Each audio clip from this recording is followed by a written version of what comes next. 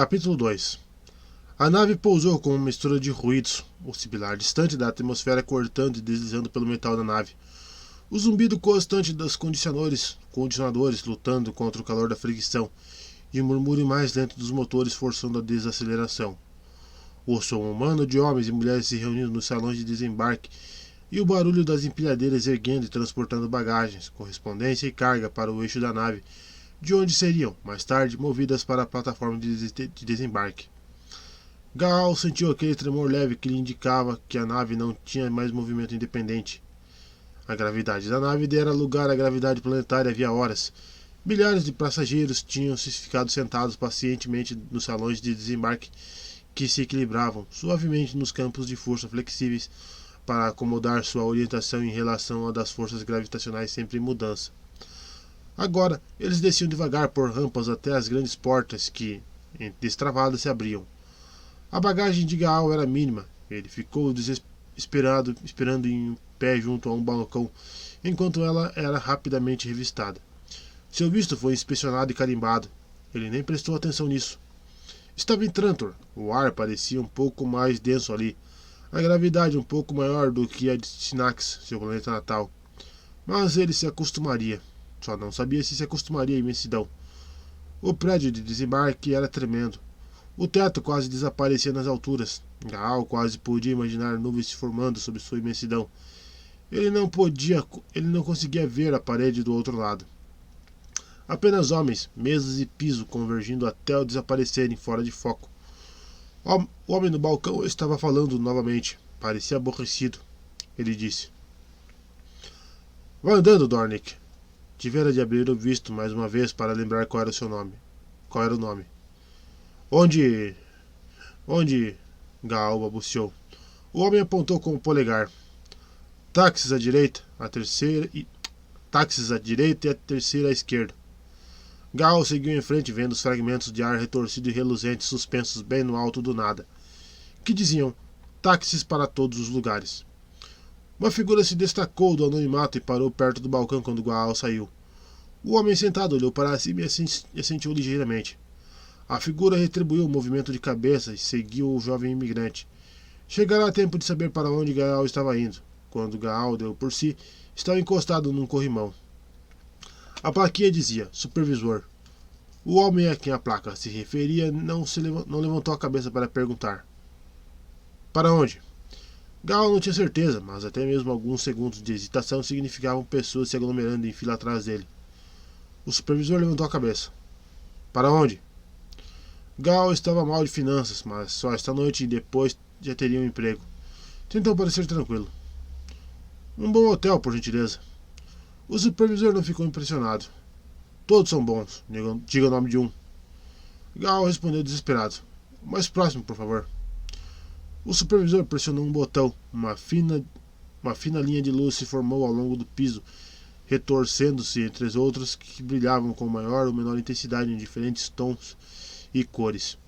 Um bilhete que brilhava levemente foi colocado nas mãos de Gaal. 1.12, disse o supervisor. Gaal lutou para contar as moedas. Perguntou: Para onde eu vou? Siga a luz. O bilhete continuará brilhando enquanto você estiver apontando na direção certa. Chique. Gaal levantou a cabeça e começou a andar. Centenas de pessoas percorriam devagar o vasto piso, seguindo suas trilhas individuais, passando com dificuldades por pontos de intersecção para chegar a seus respectivos destinos. Sua trilha chegou ao fim. Um homem vestindo um reluzente uniforme azul e amarelo, brilhante e novo em plasto têxtil a provas de manchas, estendeu as mãos para pegar suas duas malas. Linha direta para o Luxor, ele disse. O homem que seguia Gaal ouviu isso. Ele também ouviu Gaal dizer: Ótimo, e o viu entrar no veículo de dianteira arredondada. O táxi subiu numa linha reta. Gaal ficou olhando pela janela transparente curva, maravilhado com a sensação de voo aéreo dentro de uma estrutura fechada e agarrando-se, por instinto, às costas do banco do motorista. A vastidão se contraiu e as pessoas se tornaram formigas em distribuição aleatória. O cenário se contraiu ainda mais e começou a deslizar para trás. Havia uma parede adiante. Ela começava alto no ar e se estendia para cima até sumir de vista. Estava cheia de buracos que eram as bocas dos túneis. O táxi de Gaal se moveu na direção de um e mergulhou na escuridão.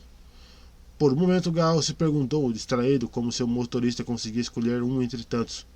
Agora só havia escuridão, com nada para aliviar a penumbra, a não ser os relâmpagos de luzes de sinalização coloridas que passavam unindo. O ar estava cheio de sons de aceleração. Gaal se curvou para a frente para compensar a desaceleração e o táxi subitamente saiu do túnel, descendo mais uma vez ao nível do chão. Luxor Hotel, o motorista disse sem necessidade. Ele ajudou Gaal com a bagagem, aceitou uma gorjeta de 1/10 de crédito com um ar profissional, apanhou um passageiro que estava esperando e voltou a subir. Durante todo esse tempo, desde o momento do desembarque, não houve um vislumbre sequer do céu. Trantor. No começo do 13º milênio, essa tendência atingiu seu clímax. Como centro do governo imperial, por centenas de gerações ininterruptas e localizadas nas regiões centrais da galáxia, entre os mundos mais densamente habitados e industrialmente avançados do sistema, dificilmente ele poderia deixar de ser o agrupamento mais denso e rico de humanidade que a raça jamais vira. Sua urbanização, que progredirá a passos firmes, havia finalmente chegado à forma definitiva. Toda a superfície terrestre de Trantor, 194 milhões de quilômetros quadrados de extensão, era uma única cidade.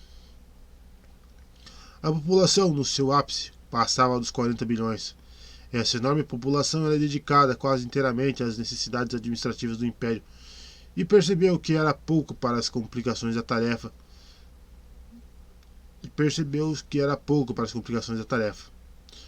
Deve-se lembrar que a impossibilidade de uma administração adequada do Império Galáctico, sob a liderança pouco inspirada dos últimos imperadores, foi um fator considerável na queda. Diariamente, frotas de naves contadas às dezenas de milhares traziam a produção de 20 mundos agrícolas para as mesas de jantar de Trantor. Sua dependência dos mundos exteriores para a comida, e na verdade para todas as necessidades da vida, tornou Trantor cada vez mais vulnerável à conquista por cerco. No último milênio do Império, as revoltas, monotonamente numerosas, fizeram um imperador atrás do outro consciente disso, e a política imperial se tornou um pouco mais do que a proteção da delicada veia jugular de Trantor. Enciclopédia Galáctica.